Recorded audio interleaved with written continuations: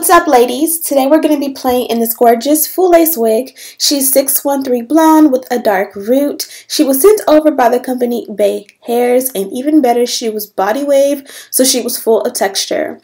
Now this is her in her natural state. Again, she's 613 blonde ombre with a dark root. She was pre-plucked and came with some gorgeous baby hair.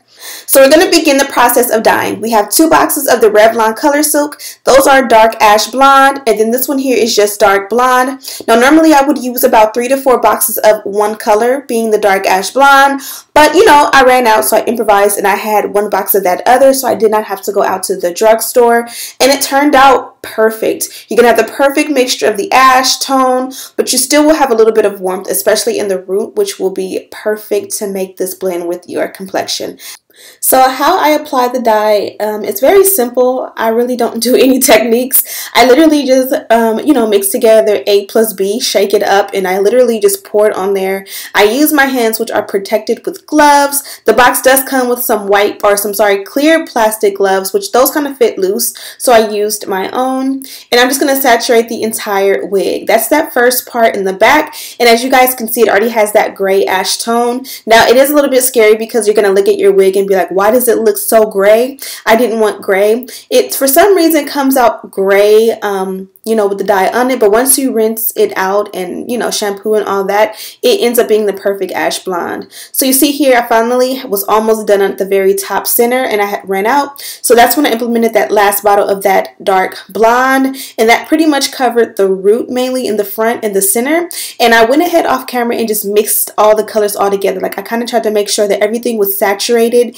and where I put the dark blonde and with the ash blonde kind of mixed, so that no part would just look different.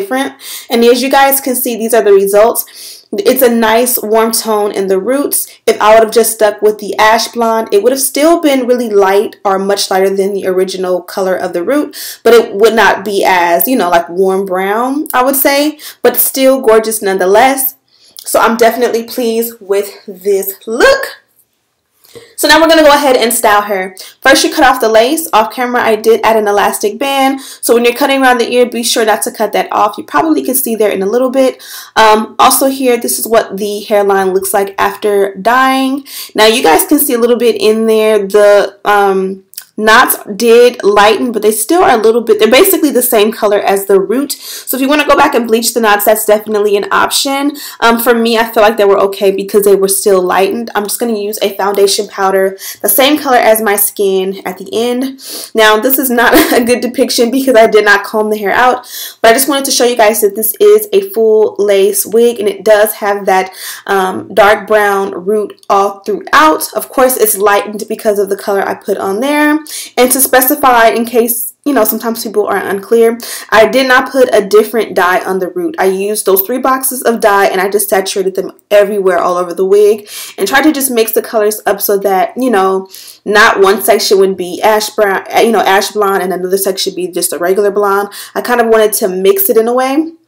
So here I am. I'm going to do a deep side part. I measured my side part with the arch of my eyebrow, and that's kind of how I do it. If I'm doing a center part, I measure with my nose to get the perfect center, and if I want a deep side part, I measure it with line it up with the arch of my eyebrow. Now if I want something a little bit different, of course I will, but that's just kind of my rule of thumb of where I start. And this is the look. I'm gonna go ahead and flat iron her off of camera. I also did the baby hair off camera if you guys didn't notice, and I did just use foam lotion to style the baby hair after I trimmed it down really short. Now here I'm just going in where the very front of the lace is, or the crown of my head. This part has a lot of body. I'm assuming because it's body wave and it's a nice density up top, so it's full. So I'm just going in and flat ironing it at the root so that that part on the side is not too bulky. But when I get to the very top, I'm going to leave it, and I'm not going to flat iron the root just because I didn't want that height, but it just was a little bit too bulky because it needed to be pressed. And this is pretty much all I do. I kind of try to put that heat on that root and then just go through it. And I just go little by little until I get my achieved goal. And now you see it still has that height. I did not do anything to get that. It just naturally had that height in that body.